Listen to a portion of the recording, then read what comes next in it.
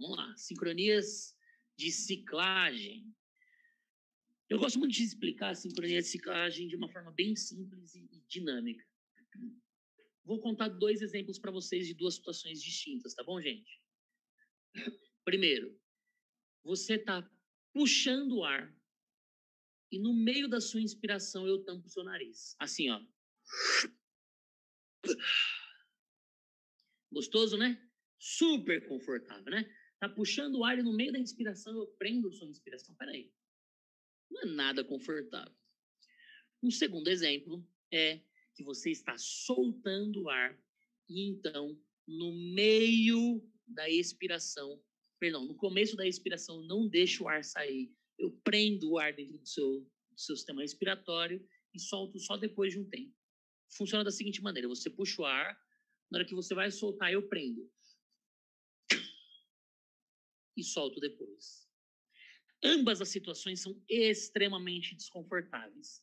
Tanto interromper a inspiração quanto não permitir o início da expiração são desconfortáveis. E o ajuste inadequado do tempo inspiratório pode causar estas assincronias, que são as sincronias de ciclagem. Que são elas? Ciclagem tardia ou ciclagem precoce. E o próprio nome já explica o que elas querem dizer.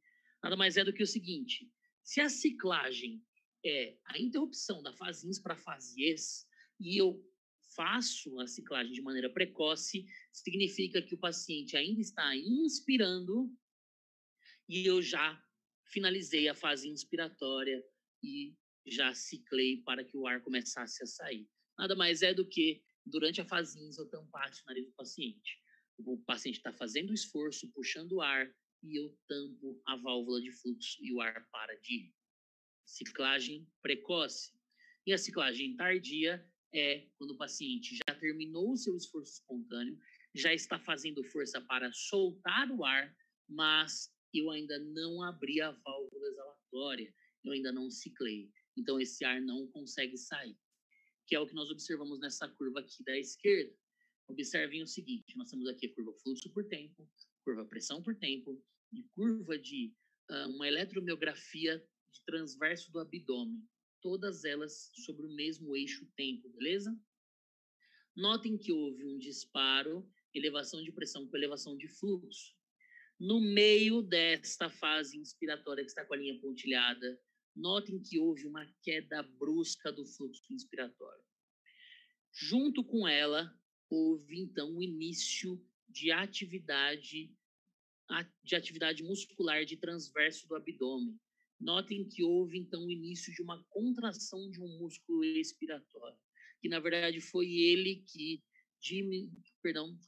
desacelerou o fluxo inspiratório. Notem que juntamente com isso, eu observo que há então uma elevação da pressão que estava no seu pico pré-determinado e no final da fase inspiratória essa pressão subiu, que nós chamamos de overshoot de ciclagem. A pressão aumentou no final da fase inspiratória. Observem que essa elevação da pressão, juntamente com a desaceleração do fluxo, está exatamente no mesmo momento que o paciente inicia a expiração ativa. Isso se dá pelo fato do paciente já querer soltar o ar, ou seja, ele já realizou o seu esforço inspiratório e você ainda está com a válvula de fluxo aberta. Para solucionar este problema, é necessário que você adeque o tempo inspiratório do paciente para esse layout e esse tempo de esforço que o paciente está fazendo espontaneamente. Se o paciente tiver uma ventilação mecânica descontrolada, é só reduzir o tempo ins. Ou se o paciente tiver uma ventilação mecânica espontânea, é só aumentar o corte do pico de fluxo.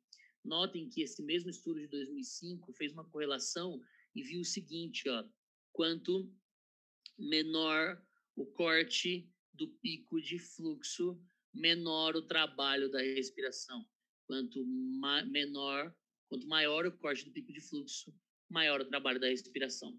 E isso se dá pelo fato da exigência de trabalho ventilatório para executar o tempo inspiratório espontâneo dele. que nós podemos observar também nessa publicação do Michael Gentili, através dessas curvas de fluxo expiratórias. Notem que, após a ciclagem, ou seja, após a transição da fase inspiratória para a fase expiratória, o fluxo que deveria estar seguindo para a linha zero, uma curva contínua, ele muda de direção. E essa direção vai agora no sentido inspiratório. Essa curva que deveria seguir aqui, esse mesmo caminho que está no final da expiração, ela agora muda de direção e sobe no sentido inspiratório. Sobe e volta a cair agora o paciente terminar de soltar o ar. E isso aqui nada mais é do que uma ciclagem precoce, ou seja, no final da inspiração, o paciente ainda continuou fazendo esforços inspiratórios, mas o ventilador mecânico já não mandava mais o ar. É como se você tivesse tampado o nariz no meio da inspiração. Isso é muito desconfortável. Para solucionar isso, você deve aumentar o tempo inspiratório do paciente para adequar dentro do seu esforço. Não pode ser confundido, gente, com a elevação do esforço ineficaz, tá bom? A elevação do esforço ineficaz acontece no decorrer da fase expiratória. A elevação da ciclagem precoce acontece imediatamente após a ciclagem, tá bom? Então, existe essa pequena diferença. Se acontece imediatamente após a ciclagem e eu observo que, mesmo ouvindo o ar saindo pela válvula, eu ainda vejo expansibilidade inspiratória no tórax do paciente, então meu tempo inspiratório está curto demais, tá? Diferente do esforço ineficaz, que eu já vi o tórax recuando na fase expiratória e aí então houve um esforço inspiratório sem disparo. Então a curva pode confundir. É só observar exatamente qual é o ponto que ela está apresentada e também observar o tórax do paciente.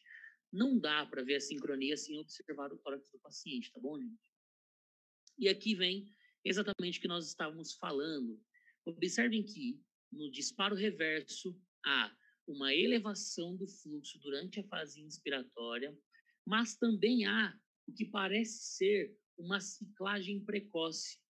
E essa ciclagem precoce, ela se dá pelo esforço inspiratório que aconteceu no final da fase ins. Então, quando era para o paciente estar expirando, ele começou a fazer um esforço inspiratório. E isso nós damos o nome de disparo reverso, que acontece no final da fase inspiratória, culminando num gráfico, assim como esse que nós estamos vendo aqui. Uma elevação do fluxo na fase ins e também essa mesma elevação na fase expiratória. Nesse caso aqui, essa foto foi tirada pelo Ivens, inclusive, gerou um novo disparo, tamanho e esforço do paciente, tá? Então, houve um disparo a tempo, no meio da fase inspiratória o paciente fez um novo esforço, só que acabou o tempo ins. Acabou o tempo inspiratório aqui. Como acabou o tempo inspiratório, o ventilador ciclou, só que o paciente ainda estava fazendo esforço inspiratório. Ele ainda estava puxando o ar. Então, esse ainda puxar o ar fez com que ele tivesse, nesse caso, um duplo disparo, e neste caso, uma sincronia de fase 3, que nós discutimos há pouco. Beleza? Ivens, essa foto é sua, velho.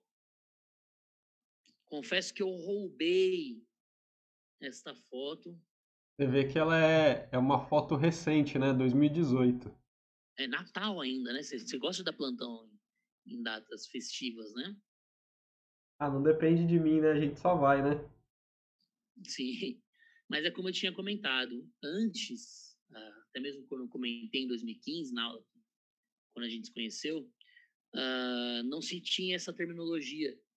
Então, falava-se que era uma sincronia de fase 2 prolongada que impactava na fase 3, mas você resolvia somente com a fase 2.